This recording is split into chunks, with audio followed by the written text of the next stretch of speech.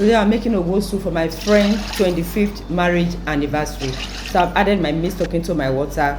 Then this my garri, I blend it with my blender. I said it can be very smooth. Then I'll soak it with water. Once I soak it inside water like 2 minutes, then I'll bring it and add it to my soup. So yeah, I've added my pepper. So I'm bringing the soaked garri. I'll add it inside my soup. So once I add it, you start to stir it vigorously so that it will not form seed. So here I'm adding my crayfish. With the owho soup, you need to be very generous with your crayfish. Today we are using cow leg, shaki, beef, dried beef, and dry fish, the real worry fish. Yes, so I'll cover it and allow it to cook. At this point, I added my dry meat. Then once I add it, I'm going to bring in my seasoning.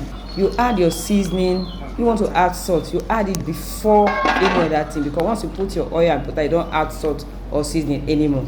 So yeah, I'm putting my dry fish. Once I put in my dry fish, then I will bring in my red oil. We use the real native red oil, because if you use the other oil, your owho soup will not come out where the oil will be floating. So we are using the real oil. Once I add my oil, then I'll cover my soup and allow it to cook. At this point, you see that my owho soup is getting thick. I don't use plenty garri for it. So yeah, today we're going to use potash and native salt with starch. I want to crush the potash. I've crushed it with my starch. Then I'll use water to mix it. Once I mix it, then I'll bring it in. At this point, you reduce your heat, because once you put your potash and the native salt with the starch, then your soup will start to rise. In order for your soup not to pour away, you reduce your heat. Then you start to stir vigorously. You see, you can see that my soup is already getting thickened. You do it small so that you won't over pour away or you won't add too much. So you just stir it. At this point, lower your heat and allow your owho soup to sit and set. Once it's set, it becomes thick.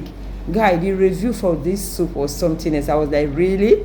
The review was something else. So owho soup is very technical. At this point, you don't add salt, you don't add seasoning, or else your soup will turn watery.